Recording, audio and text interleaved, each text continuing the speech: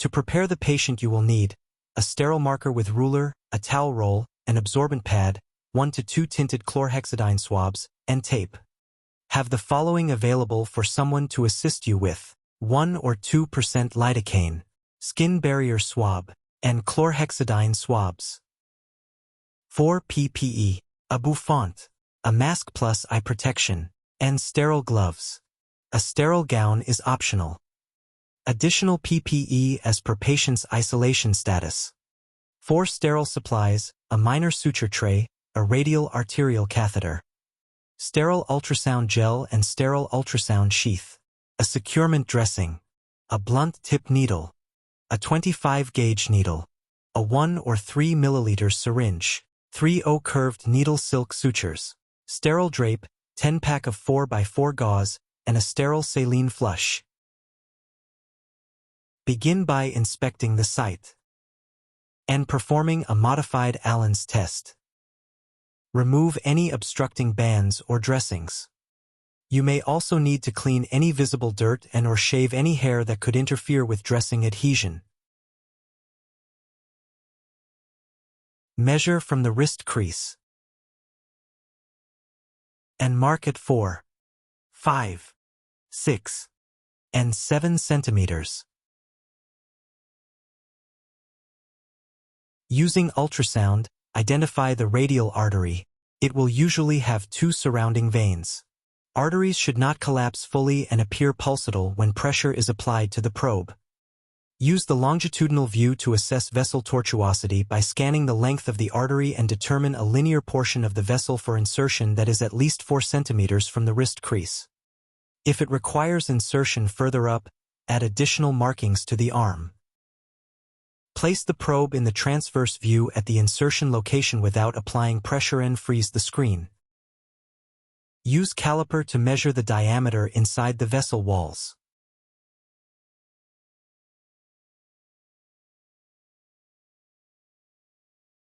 Then measure the depth from the top of the vessel using either caliper or the depth markings on the side of the screen. Unfreeze the screen and scan the artery proximal to the patient to ensure there are no obstructions that would prevent catheterization. Finally, use color Doppler to verify collateral blood flow in the ulnar artery.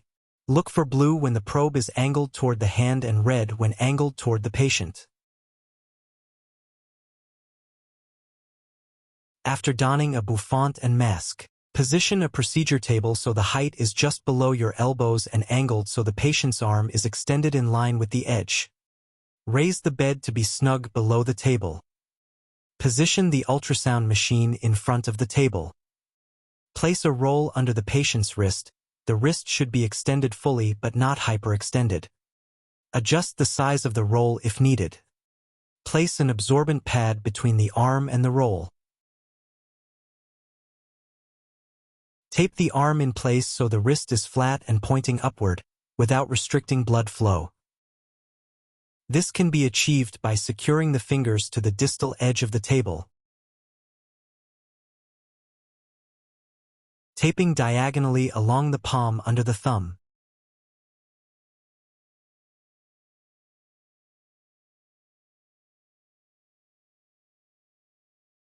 And across the palm. Some patients may need additional tape to ensure the arm does not move during the procedure.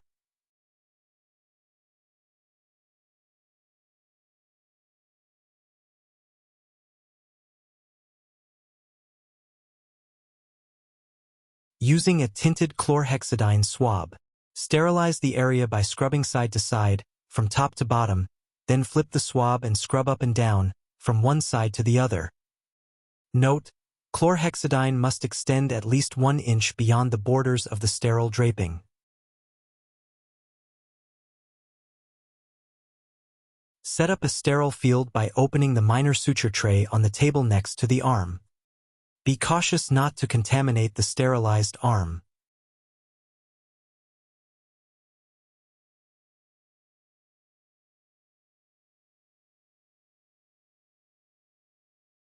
Open and drop all sterile supplies onto the sterile field. Some tips to avoid dropping items outside of the sterile field include dropping smaller items before larger items, turning packages away from you when dropping, and peeling packages open fully to avoid having to shake items out.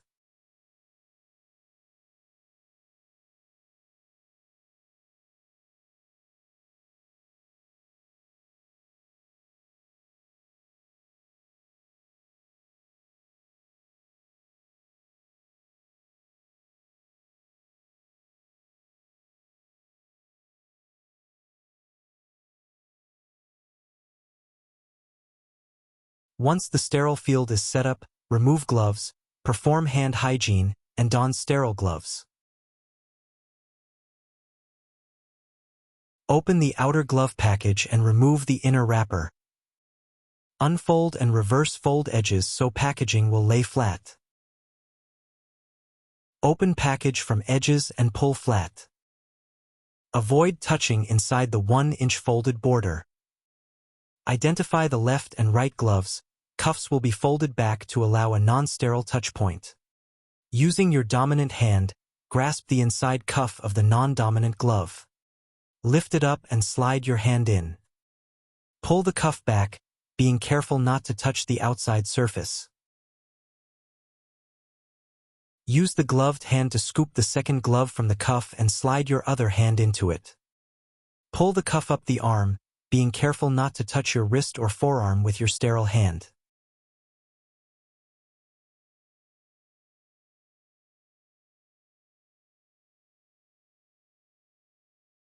Ensure sterile gloves are open and ready. To open sterile gown, remove tape completely to separate it from soiled linens. Place the gown on a flat surface and open from all 4 sides, maintaining sterility. Remove the huck towel. A barcode is sewn onto the outside of the gown's collar. Use this to identify the inside of the gown. Grasp the inside of the gown's collar and lift it up in front of you, allowing it to unfold without touching other surfaces or the floor. If you have an assistant, you can insert both of your arms into the sleeves and have them tie it for you. If not, lean forward and tie the gown around your neck first, then swim your arms into the sleeves, ensuring to only touch the inside of the gown. Do not push your hands all the way through the sleeves. With covered hands, pick up the glove for your non-dominant hand. Insert the corresponding hand into the glove by first tucking the edges of the sleeve in, then the fist. Pull the glove over your hand, then pull back on the sleeve. Then pull on the fingers while straightening your hand. Adjust until your hand is within the glove, then use that hand to pick up the other glove and repeat the process.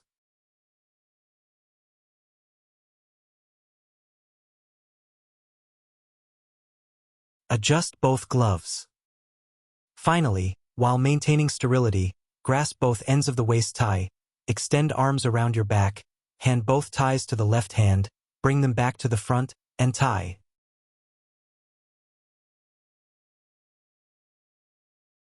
Organize your sterile field and move items so they won't be covered by the drape. Fold the drape in half at the center of the window and peel off the backing to expose the adhesive. Line up the center of the fold along the radial artery with the bottom edge 2 cm below the target insertion point. Use the markings from your assessment to guide you. Press down lightly so the drape sticks and stays in place. Unfold the drape, being careful not to touch any non-sterile surfaces with your gloved hands.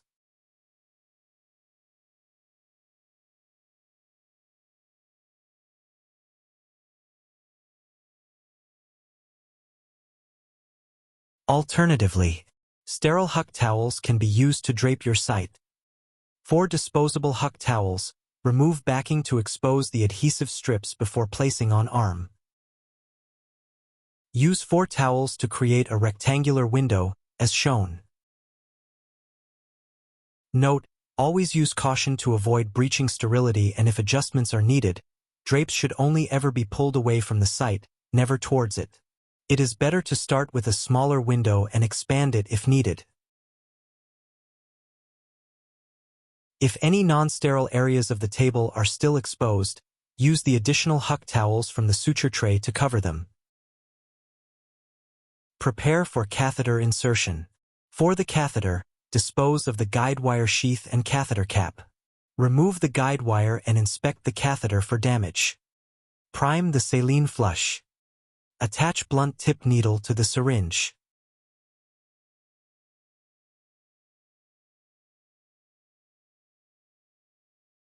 Use needle drivers to remove the suture from the packaging and lock the drivers with the needle in position. Position cup to collect sharps.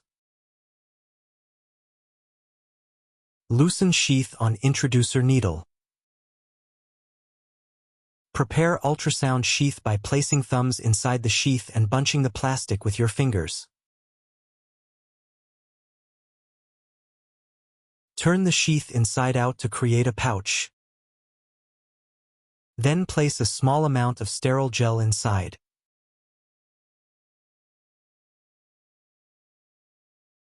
Use the edges of the pouch to cover your glove and either have an assistant drop the ultrasound probe inside the pouch or pick it up from the stand. Ensure the probe does not touch your gloves or the outside of the sheath. Extend the sheath along the probe and adjust so the sheath fits snug to the end of the probe, without squeezing out all of the gel.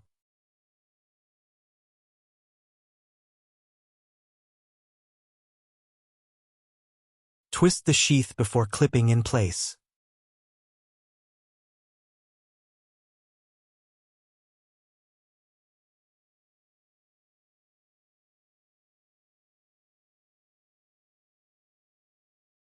Then lay the probe on the sterile field. Peel off the small strip from your dressing so it can be used to secure your catheter while suturing. Have someone assist you with drawing up lidocaine with the syringe and blunt tip needle.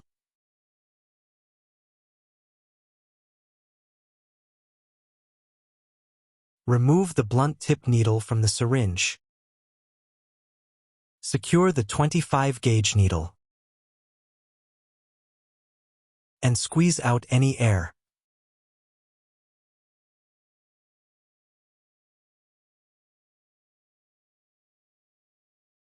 Apply freezing to both sides of the vessel at the insertion site. Palpate the artery and puncture the skin around 1/2 centimeter to the side of the vessel. Always pull back on the plunger to ensure you are not within a vessel before injecting 0.25 to 0.5 milliliters of lidocaine below the skin. Consider the measured vessel depth when applying freezing.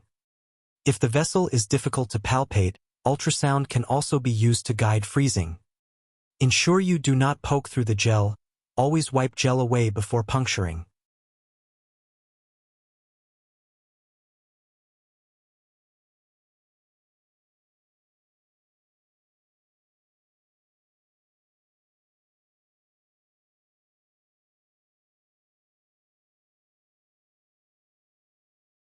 Before attempting arterial puncture, ensure the guide wire and catheter are easily within reach of your non-dominant hand, and place gauze below insertion site to absorb blood from the introducer needle. Once the radial artery is aligned on ultrasound, wipe away gel, then puncture the skin at an angle less than 30 degrees. The ultrasound probe should be at a 90-degree angle to the needle so the probe is pointing at the needle tip. Stabilize the probe by placing 1 to 2 fingers on the patient's arm. Once the artery is punctured, there should be pulsatile blood flow. Hold the needle still, set down the ultrasound probe, pick up the guide wire, and thread it through the needle.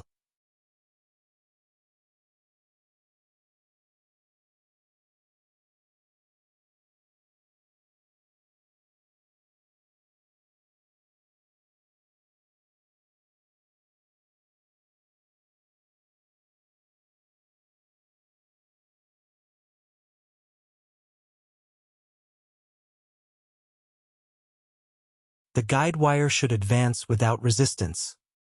If resistance is encountered, try dropping the angle of the needle slightly. It may also need to be withdrawn or advanced slightly.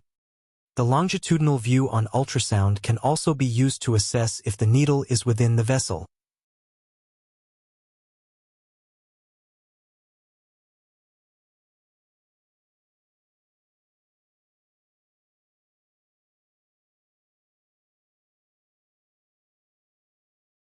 Once the guide wire is advanced, hold it in place and remove the needle.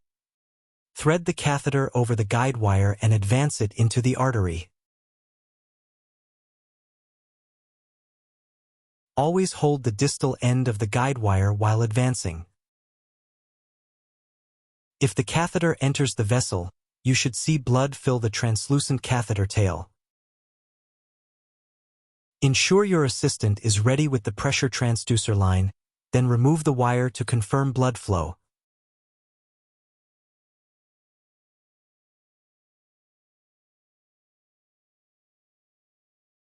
Grasp the end of the catheter and have an assistant screw on the transducer line to the end to reduce contact with your gloves. Observe the monitor for the arterial waveform and pressure reading. Have your assistant flush the catheter and perform a square waveform test. Use the strip from the dressing to secure the catheter in alignment with the artery. Then suture the catheter in place. It is easiest to put the first suture on the side of your dominant hand.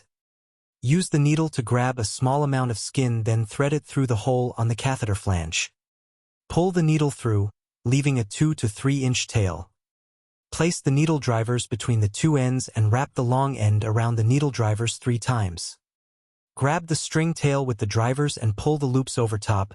Pull the ends apart in opposite directions so the tail ends up on the opposite side, and the knot is flat. Repeat with 2 wraparounds, then 1. For a 3-2-1 knot.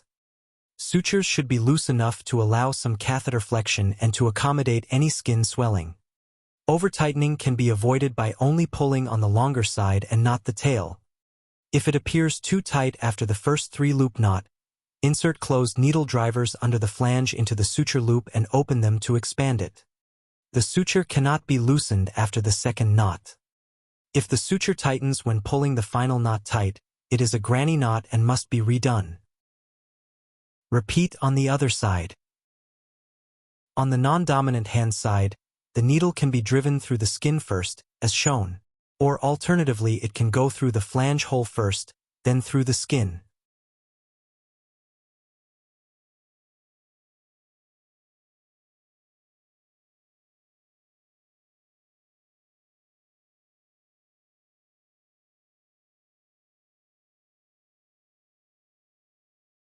Trim the ends, leaving approximately 1/2 centimeter.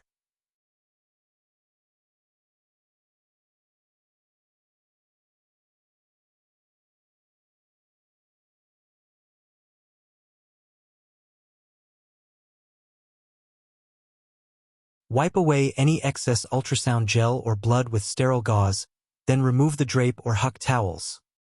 If a drape without a perforation was used, it will need to be cut before removing. Draping can be peeled up or down, but always ensure it is away from the insertion site and never dragged over the site.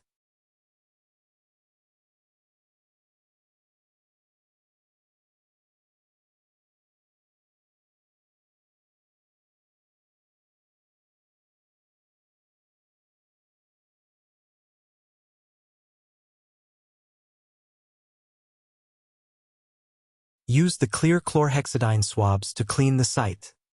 Scrub away any blood. Always wipe away from the insertion site, not toward it. At least 2 swabs are most often required.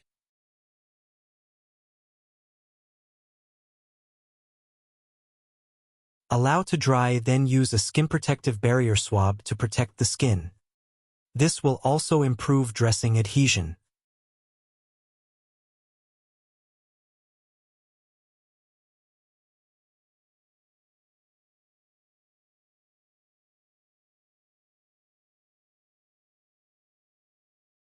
Apply a securement dressing so the site is visible in the dressing window.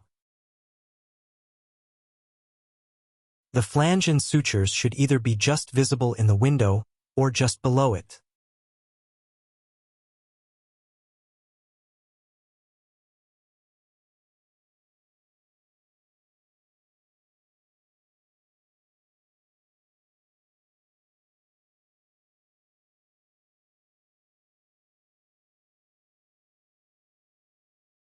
Add the securement strip under the tail.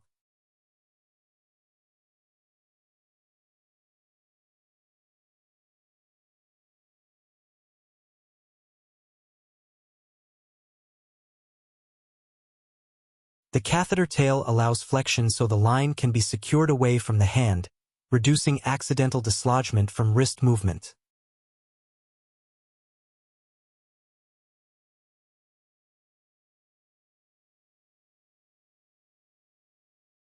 Apply tape to both the catheter tail and the pressure line to hold it in place.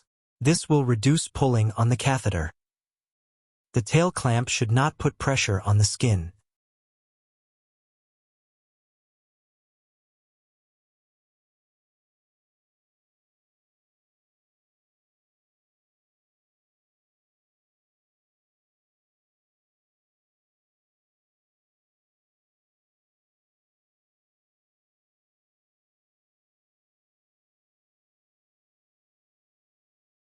Once finished, properly dispose of linens, garbage, and sharps in appropriate bins.